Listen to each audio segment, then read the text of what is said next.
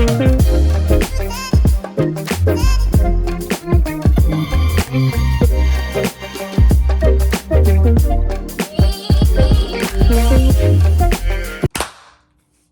was crisp. Yeah, exactly. That was good. Yeah. All right, well, hi. Welcome. We changed up again. Yeah. But we're still recording. So welcome back to the Brandon and Darrel experience. And if you're watching on YouTube, welcome. If this is your first time, if you have listened to our other podcasts, then welcome to the video format of this new thing. Yep. Yeah, so in this episode, we're going to be talking about something that's near and dear to our hearts, which is red flags. Yeah. Yes. Those things to be wary about. Yep. So we're going to go into a bunch of different things, such as what we think are red flags for just friends, maybe family, relationships, and then maybe we'll even dive deeper into like what we think our own red flags are. So to begin, Darrel, what is a red flag? Well, I mean, I guess most people kind of know this, but basically just anything that kind of makes you go, ooh, I don't know about this person. Usually it's referring to people, but, you know, to each their own. But yeah, no, it could just be anything that, for lack of a better opinion, it just gives you the ick, you know? And I think that, like, generally speaking, everyone's different. I mean, this isn't news. Everyone's different. Not everyone gets along. And a lot of people have their quirks. And a lot of different quirks are interesting to some people, either in good ways or bad ways. And so it just all depends on the person. But, of course, some red flags, I think, are more serious, more concerning than others. And others are not that serious at all. Like those TikToks where girls are like, this is a red flag, or this gives me the ick. And it'd be like when guys use straws, and you're like, excuse me? Yeah. That's a what? It's not okay. I hope you don't use straws. Yeah. You better just put your bare mouth on it. Yeah, what are you doing? What's wrong with you? A lot. But that depends. Like if it's to save the turtles, though. No, that also gives them the ick. Oh no. That's a red flag, Darrel. Oh damn. You care about wildlife? I thought people liked animals. Not anymore. Oh shit. Okay, well, but yeah, I guess I mean where we could start easily is that like, of course, red flags vary depending on like what people you're talking about in terms of like what is the level of relationship you're talking about, right? Are you talking about a friend? Are you talking about a loved one, a potential love interest, like a partner? And so like of course it's like there are certain red flags that like if it was a friend of mine it's like, ooh, I mean of course it there's a line, but like there's could be a red flag that's like no, but at the same time it's not really anything that bothers me personally. It's not going to affect me personally per se, but if it's like a significant other, it's like we might have to take this on a break, a pause. You might need to leave. You need to leave. You need to leave immediately. Pack the bags. Gone. But yeah.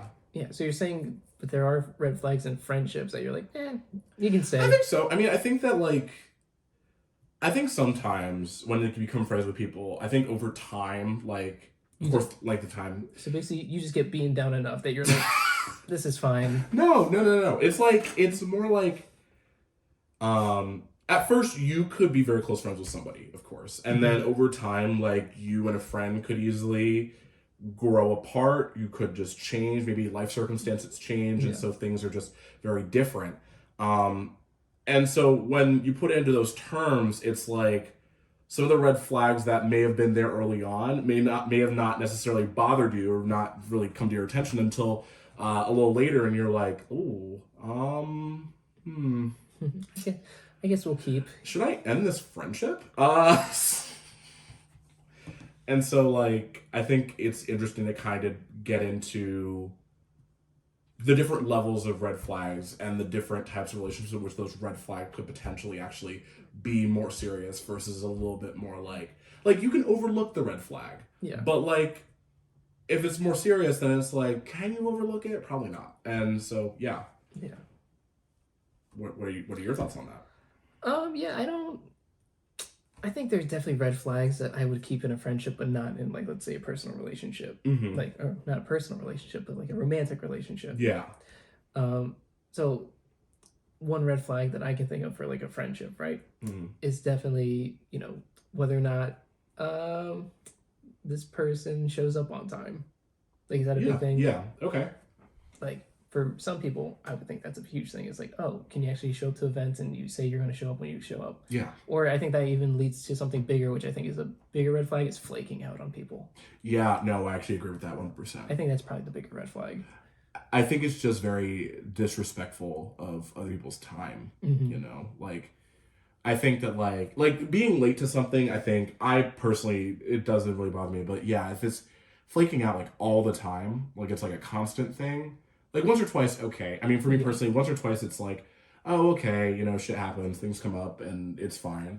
But then if it's like a consistent thing, like every time we try to plan something and you're just like, oh, sorry guys, and it's literally like not even an hour before whatever it was we were going to be doing, It's like, dude, we're at the altar. Where are you? It's like, that at that point, that's not even a red flag. That might be a crime. But no, yeah, it's I think definitely flaking out on people. Like, I personally just don't like it. I think it's just better to communicate that, like, hey, I want to make it, but like I can't, and communicate that ahead of time, especially if you know you can't. But if it's just like, oh, I'm not gonna go, and it's like, you could have told me this a while ago, then that's very ooh. Yeah. Well, speaking about communicating, I feel like lying, that's also a red flag. Yeah. How much lying can you take before you're just like, that's enough, we're done? Well, it depends. What exactly are the lies about? Oh, that's a good question. Yeah, because it all depends. Okay, so say this person has a lot of little lies, like white lies, but it's like, it's everything, where it's just like, okay, dude, did you like put on deodorant today? Like, yeah, I put on deodorant. It's like, I can smell you. What? You did not put it through. Who are you asking these questions to? No, not like that. But like little things. No, I just think it's funny. Like when parents ask you, like, did you brush your teeth before bed? You're like, yeah, I brush my teeth. Like, I feel like those kind of things. Like, how much of that can you take versus like the big lies where it's just like, I think. See, that's a hard one for me because I think of like. Little white lies don't really bother me too much, but I do think it's like funny sometimes. Like, especially if it's like kind of unprovoked. It's kind of like in an unserious kind of way. So like, this is a celebrity thing, but like SZA. oh, SZA and her constant lying. Like, stuff like that I think is really kind of funny, low key. But yeah, no, if it's more serious stuff, then yeah, no, I think it's kind of like, because I think that I'm trying to think of a scenario in which I personally would feel impacted by a lie that much that isn't like too extreme. And so like there are lies that can be very, very extreme. Something like, well, okay, so like I guess an example I could think of is like if me and a friend are trying to go like to an event, and they tell me like, oh, for whatever reason they don't want to go or whatever, but I find out they went anyway or something like that. Like, I'm trying to think of like a thing in which like I want to do something, you said you didn't want to do it, but then you did it anyway and I kind of got left out, or I had to do it by myself or whatever. I see. I'm trying to think of like a scenario like that, and that's kind of the time when we're taking think of like when you go to the movies without me and it's a movie I want to see. Okay, look. Okay, you're not lying. But I don't lie about it. I know you don't lie. I don't lie about it. Okay, but in a situation in which yeah, no, something like that. If I did that, so like recently, I really wanted to see the movie Bottoms, and you wanted to see the movie Bottoms, but I did not realize you wanted to see the movie Bottoms, and so I went to go see Bottoms. Yes. And I should have said something beforehand, but I did not. And so like, but then later when you were like, oh hey, where'd you go? I was just like, oh yeah, I went to the movies and I saw Bottoms. Like, it's not like I literally sat here and I was like, oh, I just went for a drive. Oh, I just... That's not unheard of. I drove to the countryside. Like, I'm not saying some random bullshit, yeah, you know? You don't like the countryside. So bad things happen. Yeah, no, never. Also, I went to the movies at night, so why the fuck would I... You will not catch me in the countryside at night. I don't know, maybe you want to live out your horror fantasies. You know... there is something about that is kind of exciting, but at the same time, no, I don't want to risk that. What's exciting about Well, it? like, have you ever, like, driven, this is such a tangent, but have you ever, like, driven down, like, a road, like, let's say you're driving down a road, like, in the middle of the woods, like, you're kind of, like, doing back roads. Yeah. But it's in the middle of the night, there are no cars around, but you're just kind of vibing, like, you're listening to music, or listening to a podcast, or whatever, you're just kind of vibing. Like, I kind of like that a little bit. Yeah. But then it's also kind of one of those things where it's like, I kind of like it, but then, like, my tire blows out, and I'm like, ooh. I don't like this anymore. And then I'm there like, I don't have a car jack. Yeah, exactly. I would be fucked. But I would be sad. But no, with that, like, I think, like, that's the only real scenario that I can think of where I would be personally annoyed about, like, white lies or whatever. Because it's kind of like that thing of, like, I know what the answer is, but you're literally lying in my face as if I don't know. It's like, I saw the pictures. And I know. I saw the pictures on Instagram. Yeah, that's where it would be you like... went to Hershey. I get it. Yeah, and that's where it would be, like, annoying. But then if it's, like, something... So, like, going back to the SZA thing, if it's just, like, saying some bullshit like, oh, yeah, like, I don't like naming my songs after my lyrics. People who do that are dumb. I don't like doing that. But then you look at her entire catalog and every fucking song is named after a fucking lyric in her songs. Then it's like, to me, that's like kind of funny. That's like, why are you lying? But what about the opposite where they just tell lies, but you know they're lies? Where there's like, I'm a firefighter. It's like, dude, I know you're an accountant. Yeah, no, I also think that's like that's weird. But again, it's kind of like, this is just a personal thing for me. But obviously it'd be very different if this is like a significant other. That's a whole other story. But if this is like a friend. Can you imagine you're like, babe, I'm a firefighter. It's like, I know where you go. I know. Why are you... At that point, I'd be like, are you trying to gaslight me, but you're just really bad at it? Like, I don't know what this is. You work for Vanguard. I've seen your pay stubs. Yeah, exactly. It's like, I literally am the one that's filing the taxes. Like, I don't understand where this is coming from. I don't understand. But yeah, no, it would just... It just all depends. And so when it comes to like a friendship, like lying, I think is a major red flag, but it depends on the context of the lying for me. Interesting. And also like, and generally speaking, like for me, I mean, I'm weird. I'm kind of like, one of my major flaws is that I have a tendency to try to see the best in people, even when there's probably no reason to. So like, situations... Is that your red flag? Are you confessing that? Well, no, it's like, I mean, honestly, it might be if you look at it that way. Because, like, I'm kind of the type of person where, like, if a lot of people are, like, attacking somebody... Now, obviously, like, if someone committed a crime, that's, like, a whole other story. But, like, if it's, like, something that, like, it's not as simple as just, like, what's on the surface. It's a little bit more complicated, I find. I tend to find myself kind of, like, almost being on their side. Not entirely, but kind of just being, like, more neutral than I probably should be. Yeah. And playing more devil's advocate than I probably should be. And so because of that, I sometimes struggle with like something that can be a red flag. Like I see it, but then sometimes I kind of struggle with like just basically looking at that red flag and defining an entire person based on that red flag. Even though in some cases that you probably should do that sometimes, depending. Yeah, that's fair. Well, that makes me think of a red flag for myself. Ooh. Okay. Well, no, not for me, but one that I have of people. Okay. I feel like it's something. You know, like you said, basing like a red flag off of like someone like entirely. Well, my red flag is when people base certain attributes off of like, and then make that like okay, horoscope people.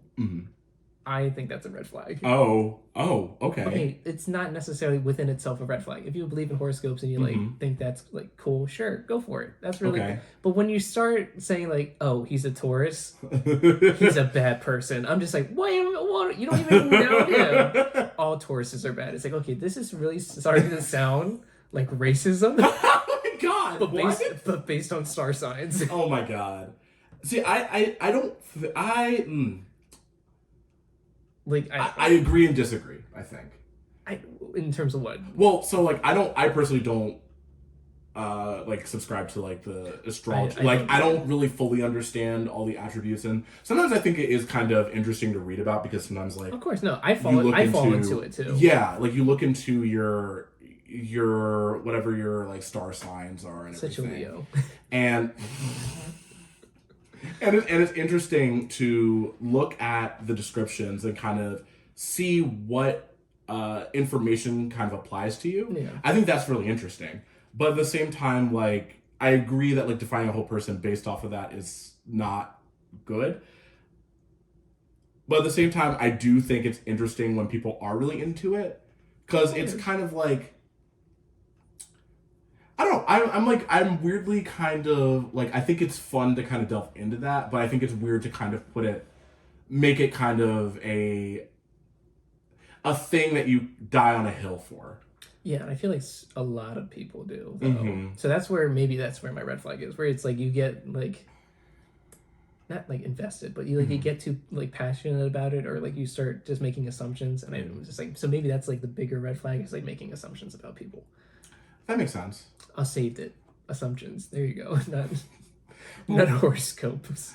So then, weirdly, like the red flags that we just talked about are very similar. In the sense that like I don't want to take a red flag and make it like the thing that defines a person, and weirdly like this star sign, it's kind of like a similar thing. Idea. Yeah, I think it all kind of ties in together. Yeah, I think a lot of overlapping red flags are, even if they start becoming silly. Like, yeah, no, I agree. I think I don't know. Astrology is weird. I don't know where it came from, to be honest. Well, that's a lie. I kind of know where it came from. It's interesting that the moon. Damn, I thought it was the ocean. Well, Mercury's rising. Okay. Didn't you hear it's in retrograde? Like, what are you doing? He's a Virgo. Anyway. Such a Virgo girly. But no, yeah, I think it's interesting when people are really into that, but I just don't get it. Like, when I hear... Yeah. Well, first off, I'm a Gemini, so getting into a tangent, Geminis are apparently like the worst. I don't know where that comes from, but it's like they're like two-faced, I guess. Explains a lot. Because of like the whole, like, they're the twin signs. So like two-faced, yeah. Yeah, take with that what you will, I guess. But yeah. I don't know. I just hear a bunch of stuff about all the different signs, and I'm like, oh, okay. Mm-hmm. But then some people are like, ooh, they're a Sagittarius. They're evil. And then another person will be like, oh my God, I love Sagittariuses. And I'm just like, I don't know what this is supposed to tell me. Yeah. And then there's the whole idea of like, you're compatible with actually people of different signs. Yeah. But then all that logic is broken when you actually look at real life. And so I just don't get it. It's not something that I've really delved that far into. The math ain't mathin'. Yeah, no, it's really not. Yeah. But, yeah, I'm trying to think of, like, what's another red flag that jumps out to me. I mean, I think part of it is a little bit based in, like, maturity. So I think a lot of people can tend to be immature. And not that it's, like, a bad thing to be immature. I think that sometimes we can be very immature. But I think that there are a lot of people out there who still act like children, even though they're grown adults. Because I think of things like, well, I guess it starts to get into like what exactly does it mean to be an adult, and I think that one of the major things that kind of defines an adult is the ability to take accountability. Okay. To some extent, I think that like a lot of people, that is something that a lot of people have to work on, of course, but I think that ability to be able to essentially say like, oh, I fucked up, and acknowledge when you've done something wrong or whatever. I think that is very much like an adult thing, something that that you expect like children to not actually be at the level to do as much as they probably should. You know what I'm saying? Yeah. But then there's a lot of adults who just like throw blame at people constantly left and right, and it's like, what the fuck? Yeah, no, I totally get that. Yeah. Like you see it like in just at work too. Just like they're like, oh, it wasn't me. Yeah. It's like I know it was you. Or they'd be like, oh, I don't know how to do this thing. It's like, just teach yourself. Yeah, you see that a lot at work because it's like, I mean, of course, the pressure's on. People want to keep their jobs, everything like that. But when people make mistakes, it is really interesting seeing how some people panic and just throw blame left and right. It's like, oh, well, this person didn't do this thing, and that held me up when I was trying to do this thing. And it's like, I don't know what that has to do with the fact that you didn't communicate this to other people. Like, I don't know what exactly you're talking about here. Couldn't have been me. I was logged off by 3:00. I had a doctor's appointment. It's like, Janet, that's the reason why we're in this mess. You were supposed to be on till 4. Oh my god. You missed the meeting. You missed the meeting. I didn't get the invite. Why did I woke up and I just had like 50 emails. Yeah, because you missed this deadline and now we lost a client. The struggles. Yeah, no, honestly. Very broad examples. But like, yeah, I just think it's really frustrating when you see people who are so actively just blaming their kind of mistakes or whatever on other people or other things. Yeah. And I think that's probably a red flag that for me is like, because it's exhausting. It's just tiring. Well, then that makes me think of another one where it's almost like the opposite. It's the people that are know-it-alls. Oh God. Oh, you know what? You're right. I don't. Where they are insistent that they are right and that they must be right, and anything you say is not right. Yeah, I'm not a fan of know-it-alls. I'm not a fan of one-uppers. Oh. Because I feel like know-it-alls and one-uppers, they kind of sit in the same realm for me. Yeah. And it frustrates me. It's like meeting an immovable object versus an unstoppable force. Honestly, oh my god. It would be like, oh, well, I got to go to Cairo. And it's like, oh, really? Well, I jumped off the pyramids. It's like, okay, and they'd what? They're not even near each other. And like, you're just like, what the hell? Like, why? Yeah. Why? It doesn't make any sense because the number, it's really, really annoying because it's just like, okay, cool. Do you want a medal? Like, that's not the story I was trying to tell or the experience that I was trying to share with you guys. And it's like, it feels like it's a way to put it simply, it feels like pick me behavior. It just feels like pick me behavior. It feels like I know everything. So therefore, and it's like, if you know something, that is great. That is awesome. If you want to help other people by knowing that thing, that is awesome. That is amazing. But sometimes no one asked. And I think that some people don't really know that. Well, because they want to, it's almost like they want to be teachers in that sense. They want to be like educators. Yeah. They want to be like, here, let me help you. It's like, I didn't ask for your help. Yeah, they get something out of like, they get like a good feeling out of knowing that Please, no. Please, just let me help. Please. No. I swear. I can help you. No. Trust me. No. Absolutely not. No. Kink shaming is a red flag. Ooh. What? Are you actually gonna think of? Are we gonna dig deeper into this? I was actually, well, when you said it, I just thought about a video I saw recently. That's why I was like, what did you see about kink shaming? There was a video that I watched Uh-huh. where I believe it was from another. I don't remember where it was. It was either another video or another podcast or something. But they basically were like, that maybe sometimes we should kink shame. And the kinks that she was talking about, I don't remember what they were specifically, but I was kind of like, maybe. Like what? We should. I'm trying to think of like what a good example was, but I think a lot of it was like the really, really like out there ones. Yeah. Like baby play. Oh God, yeah, no, ooh, shame. I don't understand that. Shame. Absolutely not. Mean, I think that's the point of like kinks, though. I don't think you're not supposed to get it. I think it's only it's for that it's for community. That community, those people. I fully get it. I fully understand. But like, I do think that's like you're kind of teetering a line of like is this? Are you trying to? Are you like? Why are you? Why are you getting off by role playing as a baby? Like what? Or vice versa. Like what? Like why? Or like like you being the person that's taking care of said baby. Yeah, I don't understand that. I feel like it all relates back to like dominant submissive kind of roles, where it's just like, oh, I want to be submissive to you, but like not necessarily submissive, but like in that like the power authority kind of thing. Well, see, but what's interesting is that those kinks are like, even though I don't get it, I get it. Does that make sense? Like it's not something that I would necessarily be into, No, but yeah. I get like where that comes from. A baby, that's where I'm like it's just because it's almost like releasing. It's a little weird. It goes back to your thing about accountability, responsibility kind of thing. Uh-huh. I feel like because we are adults, maybe going back to that stage of life where it's like comforting.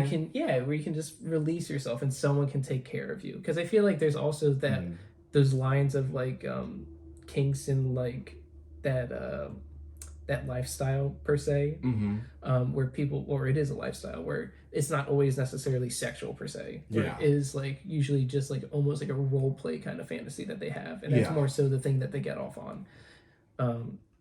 Yeah, sex education. Make sure to get that in your schools to learn yourself. Yes, 100%, 100%. But also shame. No, no babies. Well, no, I just thought it was like an interesting argument that she was making about stuff like that. Yeah. Not that I think that those people should be like thrown away. If this... They're still people. They're still people. Yeah. We are all still just humans. But at the same time, it is just like, it is just one of the things where I definitely would. There might be a little side eye. I'm not gonna lie. Some people just want to watch movies. Other people just want to get in diapers. You know, like. Well, see, it's funny seeing how people kind of talk about this thing, because whenever I hear people who have like hot takes like that, I think they're so funny. Like I think they're hilarious. Like this one girl said straight up that she doesn't think people are beautiful. In what way? Like she means like you like when they say like as like a platitude, like everyone's beautiful in their own way, everyone is whatever. She's like, that's not fucking true. So is she saying there is an objective beauty, or is she saying there's only subjectivity?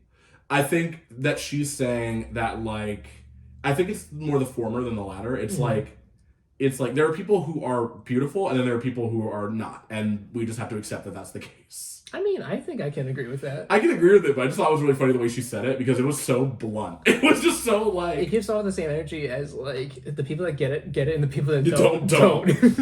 No, it was just really funny to hear. And like, yeah, whether you agree, like your mileage may vary, I guess, but... Oh, damn. This one's got lots of miles on it. But I just think it's really funny. But no, yeah, I'm trying to think of like what's another red flag for you? I think getting into like the relationship side of things. Mm-hmm. This one's an obvious one. Okay. But for some, I guess it's not cheating. Like there's people that will. Who doesn't think that that's a red flag? It's like not necessarily not that it's not a red flag, but it's the fact that like some people will like keep going with the relationship after they've been cheated on. So not that it's a common thing. I'm just saying yeah, people do that. They're like, I mean, this is an extreme example, but like Beyonce and Jay-Z, where it's just like they're still together, but then again they're billionaires, so fuck it. But but I'm saying that. So I guess that brings up a question. I guess. So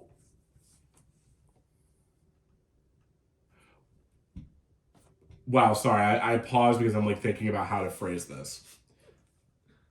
So it's interesting hearing that like not everyone views cheating as a red flag. I'm trying to think, because like, is it that they don't view it as a red flag, or they think they can work past that red flag? Like that red flag can be changed. Not that you can't change the past, but like, you see what I mean? Like, it's like, this was a thing that you did. Can we repair a relationship after you did that thing? I guess the bigger thing is like the trust in that relationship. So like, I guess if they feel that they can't recover from that. Yeah. That is a good question to think about. Yeah, because I don't think, I mean, I think it's when you start getting into like the weeds of those types of situations where like they stay together afterwards. I mean, to me, it's kind of like run, dip. I mean, don't stay. But obviously, there's lots of nuance. Exactly, it's very complicated depending on the relationship you're talking about, and so like I think it's always I think it's a safe rule to say you probably should leave. Yeah, no, I think that's because I think at that point it just like it suggests that there's something that they're looking for outside of the relationship. Yeah, and of course like you can kind of. I think it's just it's really difficult because it starts to get into like it's kind of depending on each person, like what each person wants, I guess, because if someone does cheat, and obviously that is super hurtful, but then it's like a matter of like, are they remorseful? I guess is a question for the two of them, the partners in question here. Yeah. Is this something that has occurred more than once? Is this just something that occurred more like once as opposed to multiple times?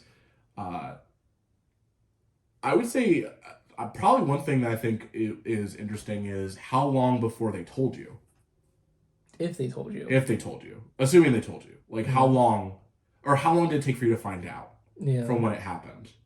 I think is an interesting one to kind of explore. So like, I think it is a very nuanced thing, but I agree that is a massive red flag, and I don't understand. I don't fully get staying. Yeah, because I feel like maybe that's like leading to another red flag, or maybe they're tied in together. But like people that stay in relationships just for a kid, and you've been saying this recently. You said "fuck the kids."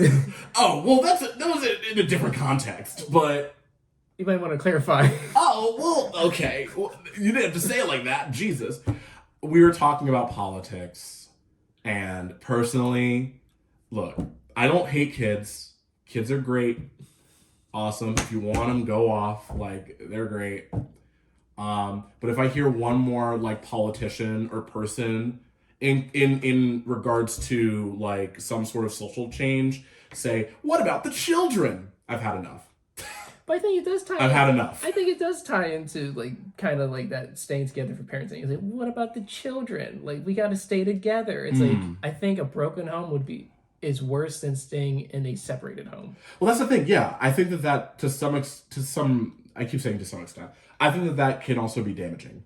Yeah. I don't think that's necessarily for people that will stay healthy. Together. Yeah. Because they're like, it's for the kids. Obviously, they need a mom and a dad. It's like, they'll still have mom and dad, but they'll be a mom and dad that are angry at each other all the time. Yeah, exactly. Like, I can't imagine like that.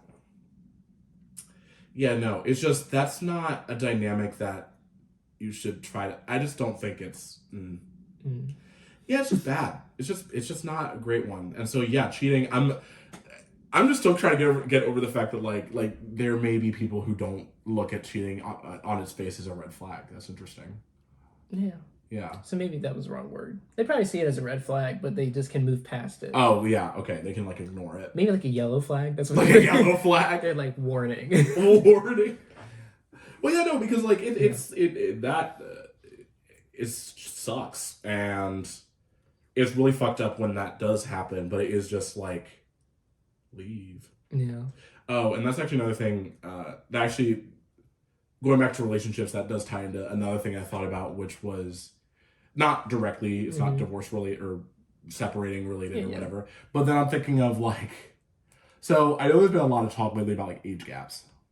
Oh yeah, no, totally. Yeah, and I think it's also kind of complicated, but also ew.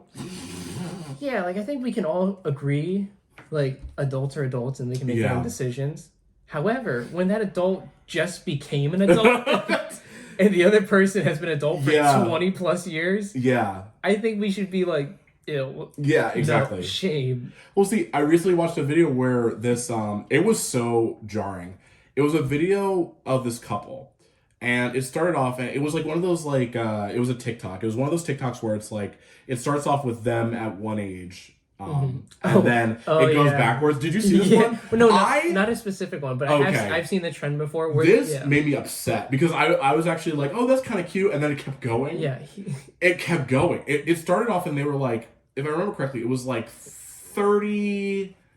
Ooh, what was it? It was like 30... I'm just pulling numbers out of my ass, but it was like 35 and like 29. And on his face, I'm like, oh, okay, that's not like terrible. It's like 6 years. 6 years, that's not that crazy.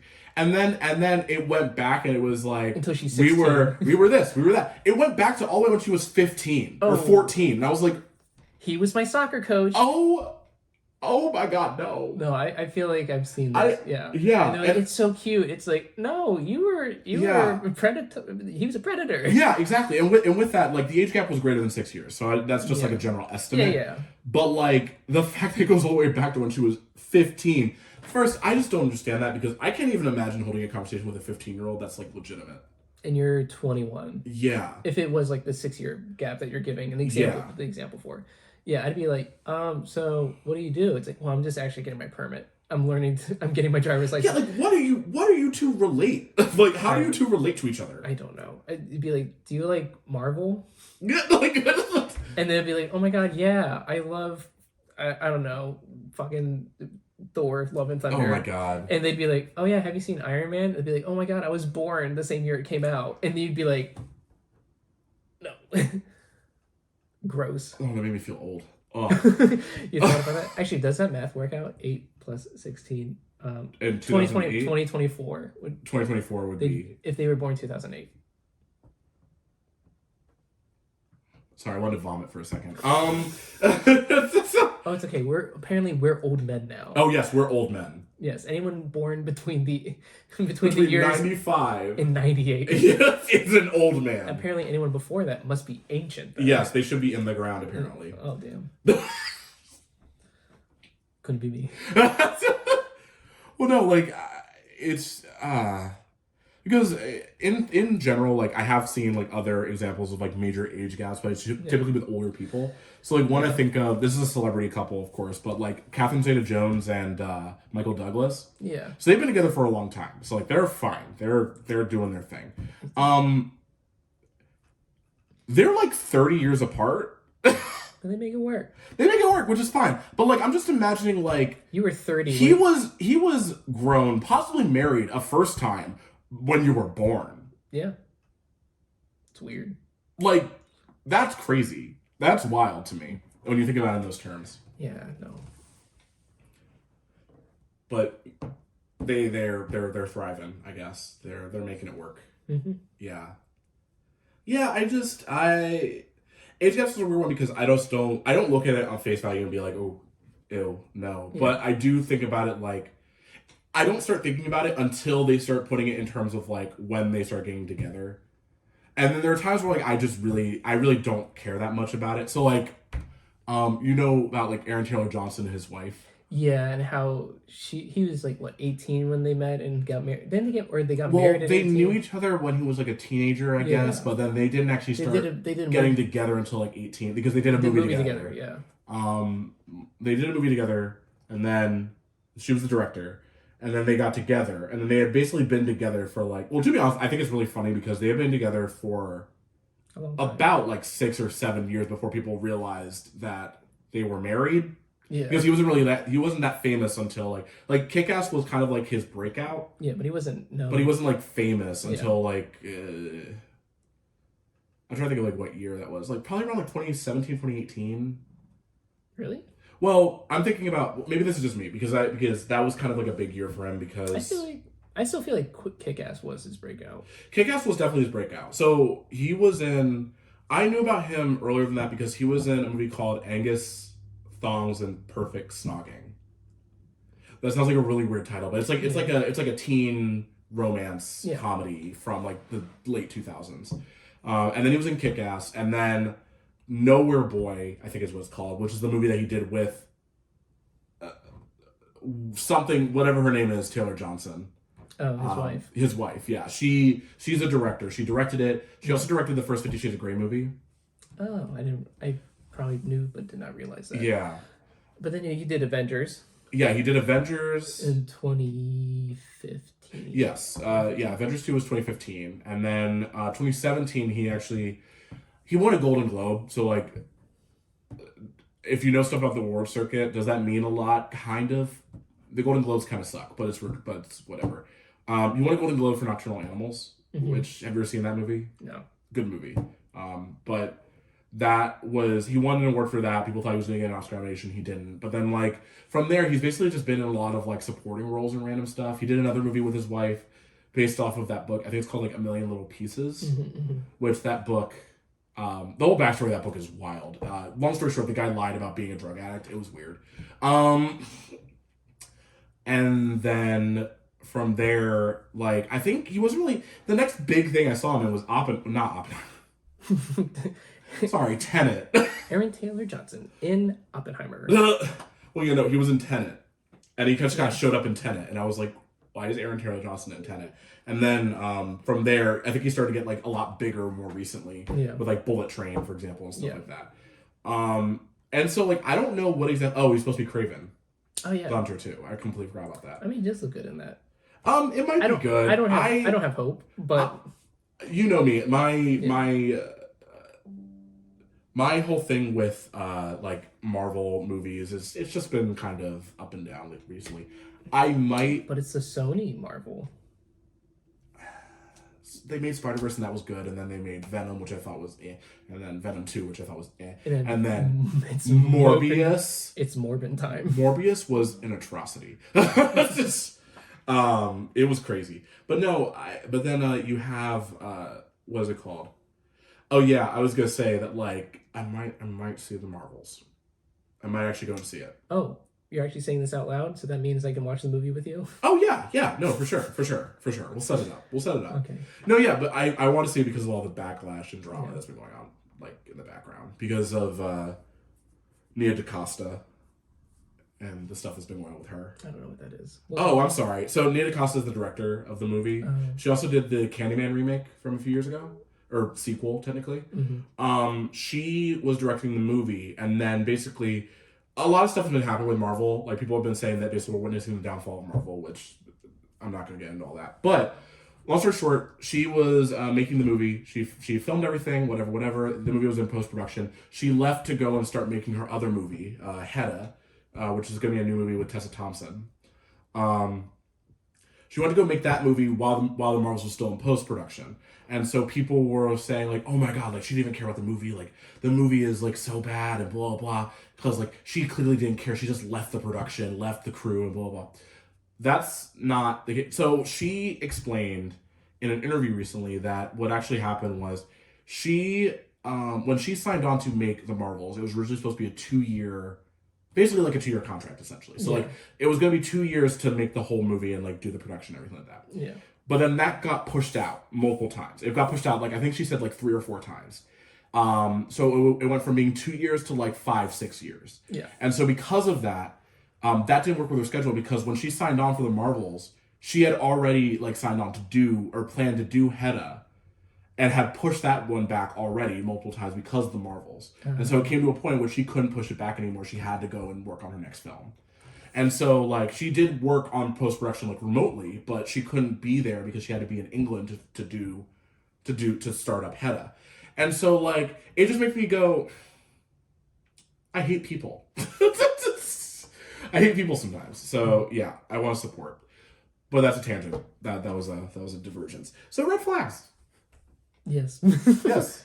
Aaron Taylor Johnson and his wife. Yeah, people were like, oh, he's being groomed by her. And I'm like, I mean, I see it, I get it, but I'm also kind of like, he's damn near 40, I really don't care anymore. Yeah, they have kids. That's where I'm like, I just don't care Stick anymore. together for the kids. Yeah. He's probably not even close to 40. He's probably still like 33, which is like kind of, but... No, I think he's still in his 30s. Yeah. But another red flag that I thought about in terms of relationships is a partner who is like too controlling about what their partner's doing in terms of like where they're going, who they see, and whatnot. Specifically, I mean, I'm going to relate back to myself. If I was with any type of girl, okay, that'd be a problem. So like, sorry, if I was say I was doing an event, right? Yes. And there's a girl around, a friend who is a girl. Okay.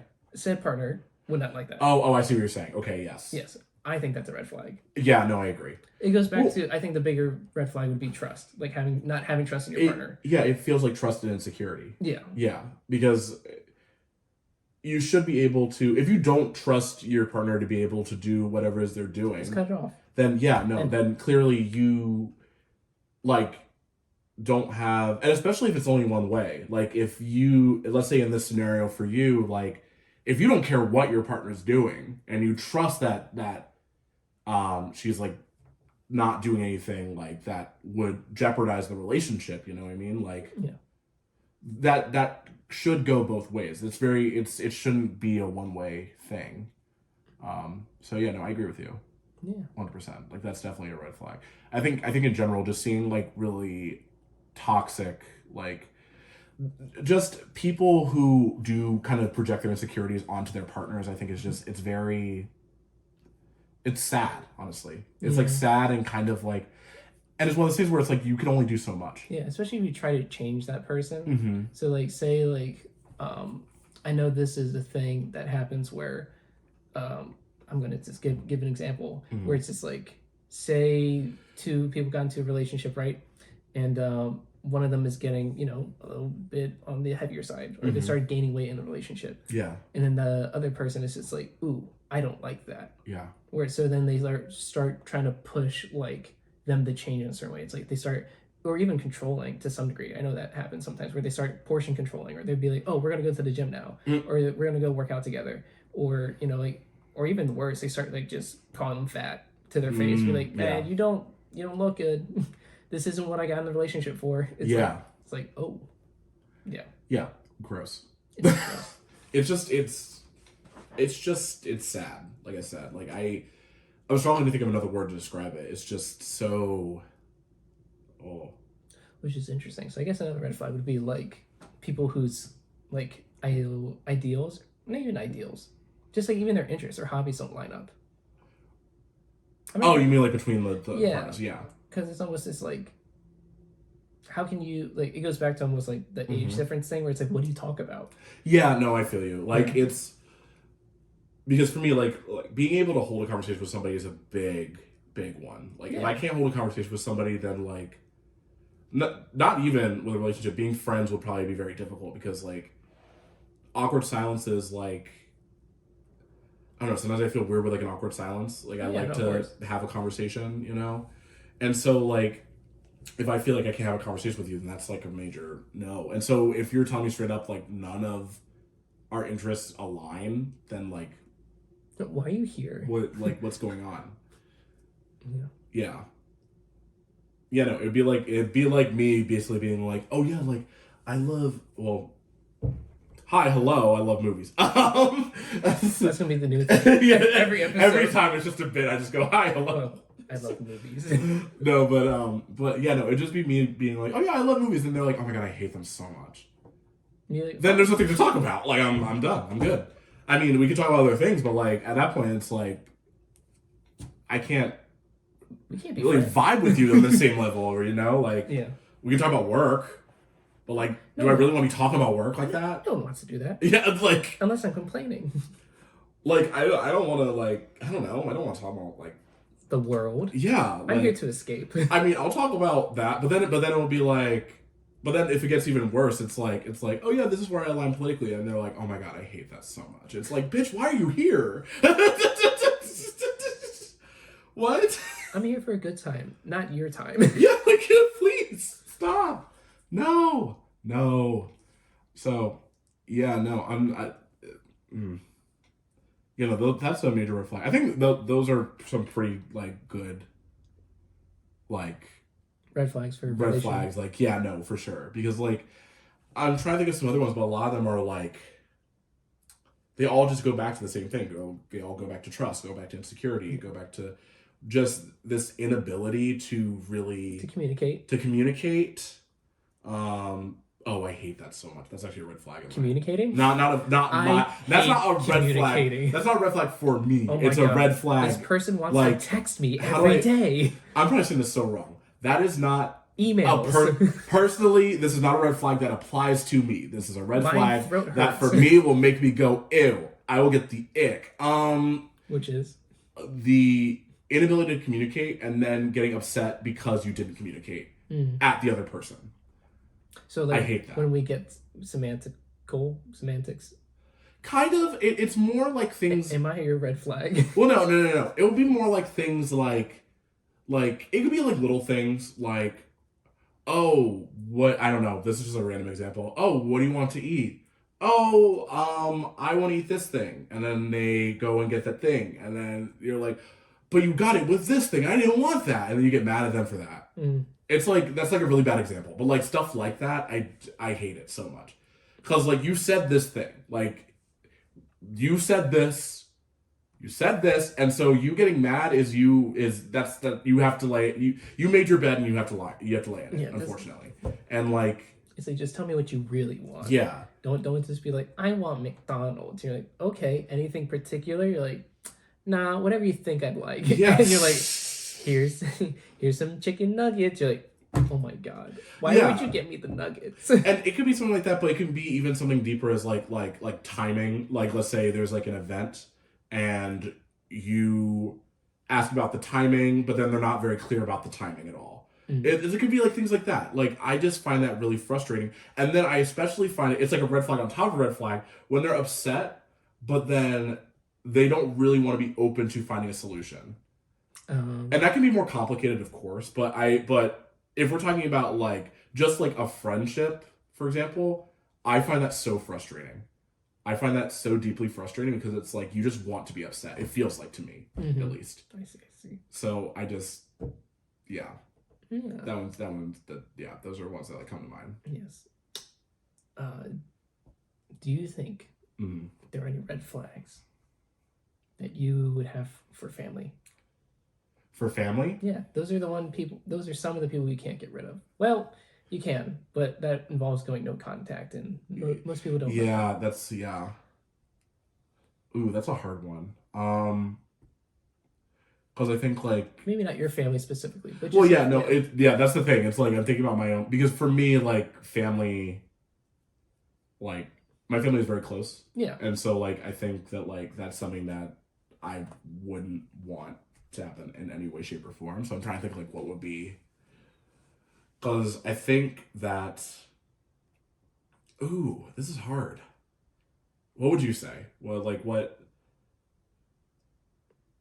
I think it's usually probably just the stuff we've already covered, just like with the communicating or lying aspects of things. Definitely if they're just bad people. Yeah. I feel like there's definitely, I think what I was trying to get out of this is that there's definitely a lot of toxic members sometimes in people's families. Yes. And it feels like we can't get rid of them. And there's like red flag after red flag. You're like, auntie, why? Like you're such a bitch, but I can't get rid of you. Well, it's so I guess one I thought of, which would more apply to like, this isn't something in my own family, but like a lot of other people's families I see is a lot of like, if I were putting it, a lot of like overbearing like parents. Oh yeah, there you and go. That's something that like that I personally don't understand, maybe because I feel like my parents do give me the space and the freedom to kind of do whatever. Like now I don't live at home, like I'm an adult, but like when I was, let's say even like in college or even going like in high school, like I feel like I still had some space to kind of have a little bit of freedom. Like I didn't feel like I was constantly under a microscope. Yeah, to grow and to become your own individual. Yeah. And I feel like I hear about other people's like family dynamics where it's kind of the opposite of that. It's like they are constantly under a microscope and they are kind of forced into a bubble, but it's almost because it's kind of this thing of like, oh, we think we're protecting them, or we think that we are. It's the family trauma. Yeah, and that to me is something that like I will never understand, because if my parents were like that, I don't know what I would do necessarily. Yeah. And that's kind of the thing that like I really appreciate, is that my parents are not like that at all. Exactly. But then I hear about other people's and I'm like, oh. Ooh, how are you dealing with that? Yeah. And of course, like at the end of the day, like it does come down to like communication. It does come down to trust and stuff like that. But then that goes back to yours, where it's like they just want to argue to have an argument, and then they don't listen, and they don't hear your side out, and then you're just like stuck in this cycle where you're just like, all right, you made me upset because of XYZ. Yeah. Can you please do these things instead, to like so that doesn't cause any issues? And they're just like, why would I do that? Yeah, exactly. Like I'm the parent. Yeah. And you're like, because I would hope that because you're the parent and you're like this not authority, authority, but maybe not anymore because you're an adult, but like because you're this like I guess semi like bigger figure per se, that you'd be the bigger person and you would take some like advice. Yeah. And they're like, no. Because I know best, which goes back to our which is like, that's so complicated. It's so difficult because like I think that for a lot of parents, like there comes a point in which you do need to look at your kid, and basically you do have to flip that switch, unfortunately. And I gotta- know it's very hard, You gotta let go. but you have to flip that switch and see them not as the child that you basically have to guide in life. But that's also. But I'm sorry. I'm sorry. No. I was just gonna say like you have to flip that switch and actually be able to see them as an adult, because that's what they are. They are. Sorry, I'm just gonna say like they're out in the world. They're paying taxes. They're doing whatever. Like you kind of have to flip that switch. Yeah, but it's funny though too, because it's like it's almost like they're saying they don't trust their own abilities in parenting because they don't let go. You know what I mean? Like if you are such a good parent, then they should do the things that you're afraid of that they would have done. You know what I mean? Like they're like, oh, like always make sure that like someone knows where you are at all times, like just for a safety measure or whatever. Yeah. But instead they're always like, now they have like, say they're following you on like a GPS, they're just like, I gotta know where they're at. Yeah. Or they're just like calling you at random times of the day and be like, so where are you at? And it's just like, I'm 25. Why does it matter? It's like, because I care about you and I love you. And you're like, I don't like this. Yeah, and I mean, like, I think that it is a lot to kind of like, because I guess for me, where my personal line would be is I don't mind like checking in and basically being like, hey, what are you doing? Like, I don't mind that. Even to a certain extent, like a GPS app, I don't mind it. It's where you basically start using those things and start abusing it. And start kind of abusing it. Like it's one thing to be like, oh, hey, what are you doing? Or what are you up to? It's another thing to be like, then judging and then basically saying that, how could you do this thing? And basically like, it is 9:00 on a Saturday. Yeah. What like, are you doing? Like, you are out on a school night. I work a 9 to 5. What are you talking about? Like, it's like, that's kind of where the line is. It's like, yes, you can check in on your loved ones, your kids, you can do whatever, but like, you can't really like, I mean, for lack of a better way of putting it, you can't control them. And I think that's a switch that a lot of parents have struggled to. Well, that's a red flag because struggle to a lot of them don't. A lot of them what do you mean? They don't. A lot of them, I would say a lot of parents, or not a lot of parents, but a good portion of parents, I say, don't know how to let go of control. Oh, yes, no, 100%, I agree. Yeah. Which I get it, because it's like they're my babies. It's like I want them to be safe. Yeah, in the world. It's like, okay, but like, I feel like they forget that they were the kids of someone's parents before. Yeah, and well, I it's think like you don't like relate back to that feeling of like maybe your parents are too controlling, or like maybe your parents are this or that, and then I mean obviously it's cyclical. It's like not trauma. It's not trauma, but it's a cyclical thing that happens in life, I guess. But it's just funny that it's almost like they had a factory reset switch when they had a kid, and they're just like, I don't know what it's like to be without like before this time. Well, I think part of it is just like. It's kind of like how for us, like we spent a large majority of our lives like in school, right? We spent the entirety of the first, or in our case, the first 22, 23 years of our lives in school, going to class every day and studying and homework and whatever. And then now we're at a point where we're not doing it anymore. We now have day jobs, and we're basically working off of that schedule, and we're kind of building our own schedule off of that. But now we have like the freedom to be adults, Yeah. I think it's a similar thing where like some people struggle to adjust to that. I think it's a similar thing of like you as a parent, like you spent at a minimum 18 years, basically helping your kid learn and grow and everything like that. And you've always been there, and they've always been basically by your side. Yeah. And so I think for that length of time, it's just very difficult to kind of like, it is very difficult to let go. But I agree that like you need to, I think weirdly, we need to, it's almost like there needs to be a course. Like there needs to be a course on how to do that and how to kind of transition. A course on parenting to like.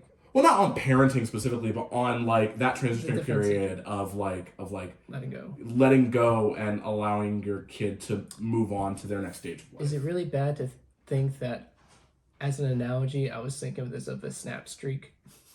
I'm sorry. Like they have like an 18-year long snap streak is like equivalent to their kid. They're like, whoa, we've been doing so good. We can't lose the streak. Like I feel like that.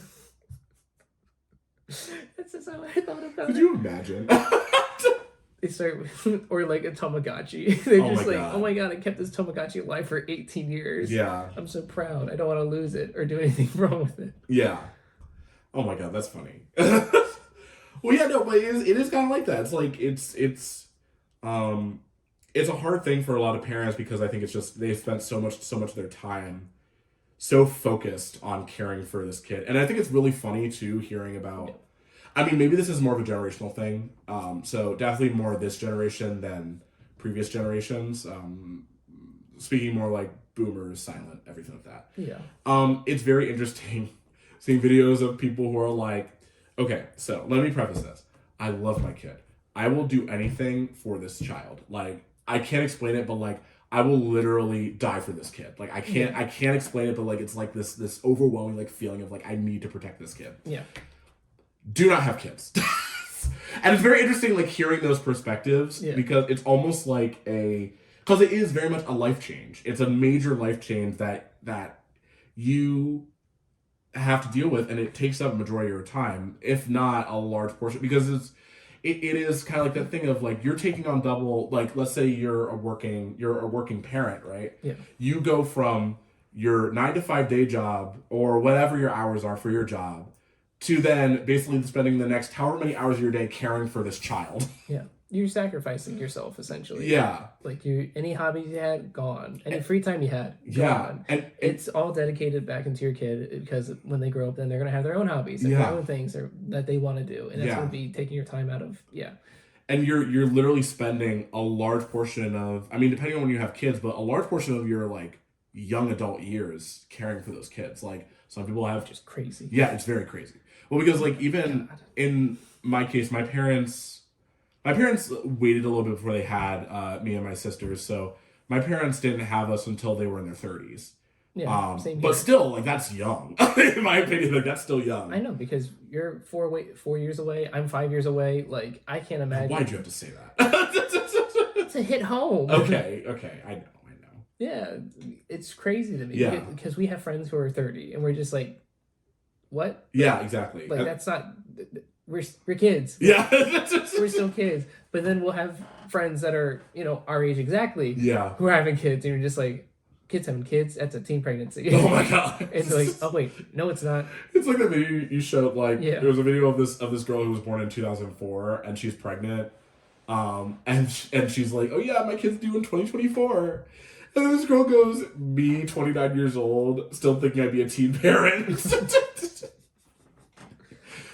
Yeah. But yeah, no, it is like, it's very fascinating because I just spending that much time of your life dedicated to caring for a kid, assuming you are a good, or at the very least competent parent, That's hard. That is hard. It's very hard. It's very difficult. It's very taxing, consuming, everything like that. Yeah. And so to then have to flip a switch and be like, oop, okay, now I have to let go. That's back to being an individual. I can only imagine how difficult that is. And so, like, I am very, like, empathetic of that, or sympathetic.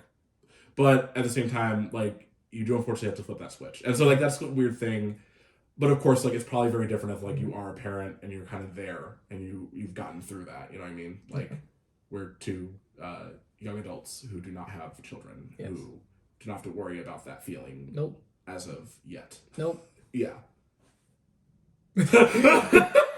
Excuse me? Please. Oh my gosh. Yeah. I guess just to wrap up the episode then. Yeah. Any last thoughts in terms of do you think you have any red flags? Like your own red flags? Like I said, I think that it's kind of a double-edged sword. It's kind of like one of those like, oh, what's your greatest weakness? Oh, I care too much. It's like one of those. But I do think that want to basically like defend those that are kind of, for lack of a better way of putting it, like that I kind of see like being a little bit attacked. Mm-hmm. Protecting the sensitive groups. Yeah, like not even so much that, but just like not. Like I said, I have a tendency to really try to see the good in people and really try to see things in a more nuanced way. But by doing that, it almost kind of it's almost like I shouldn't be doing that. I don't really know how else to put it, but I can definitely see that being like a red flag for some people. Or like I'm playing devil's advocate a lot, and they're like, why the fuck are you playing devil's advocate about this? Yeah. And so that's one I would probably put on myself. You also like movies too much. Damn. Well, I kind of knew that already, but Big what are you gonna do? I can't. Big red flag. I can't. I tried finding other things. I tried reading a book. That didn't work. There's no pictures. God damn it! How am I supposed to enjoy this? I tried books. I tried music. I like music, but there's no pictures. It's like listening to an album is not the same as watching Gone Girl. I know. I have the movie soundtrack, but I don't have the movie. How am I supposed to enjoy the movie? Oh my god, that's funny. No. But no, yeah. I guess another. What's another one? I guess another one for me is that like sometimes I do definitely feel like FOMO, and I think that's probably really that's a red flag. People. I think some might say it is maybe to some extent. I don't think it depends on how hard that FOMO goes. If someone meets you and you say I have FOMO and they're like, that's a red flag. Well, so okay, here's the thing, because I would probably say I need to know where this is going. I'd probably say I felt this more as a kid than I do now. Okay. But it's kind of this thing of like, you see other people having fun doing XYZ. Yeah. You then feel like you're kind of left out. You then kind of resent that feeling. Okay. And so it's almost like this redirection of like frustration or anger because you feel like, I don't know. I felt this before. It's not like, it hasn't gotten extreme of like, oh, I got into a fight. But like, I definitely felt that where I'm like, so why wasn't I invited? So your red flag is that your vibes go off. You're like, the vibes are off. And people are like, oh, that's a red flag. I mean, most people would probably say that. That a red flag is just people's vibes. What? I would say, okay, I have mine. And I'd be like, okay, my red flag is that I joke too much sometimes. And I feel like that could be annoying to people. I agree with that. That is it. No. That could be a red flag. Yes. I thought you were gonna be like, oh yeah, you joke too much. No, yeah. It's really. I mean, but the question is, do you? I definitely think I do. I think I definitely. I think I fall into that immaturity realm sometimes where okay. I just keep going. I'm just like, I don't give a fuck. Yeah. Yeah. Yeah. I was probably my hot takes as well. I think that's red flag. I think that's fair. I mean, I'll speak my mind. I think that's a red flag. Yeah. Well, that's not a red flag. I don't think it's a red flag, but I think it depends on the bluntness in what you say. Yes, I can be very blunt. That's that's the red flag. The bluntness is the red flag. Yeah, exactly. Because I think that like, I don't think there's anything wrong with like really speaking your mind, and I also have like a few hot takes here and there, but my hot takes are not necessarily on the same level as yours.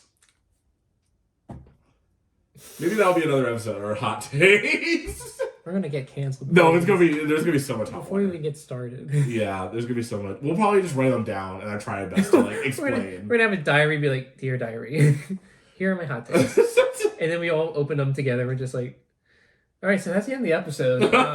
We can't read any of these out loud. Well, I think it would just be interesting to kind of get into those too, but at the same time, like. Yeah, no, I could definitely agree that might be a hot take for some people. Or hot take, that might be a red flag for some people. Yeah. Yeah. But, yeah, I think that's all I have. Yeah, no, I think we covered a lot of different red flags, but I guess the question for any of our viewers is, are there any red flags that stand out to you that we didn't mention? Any that you agree with from our side? Any that you don't? Yeah.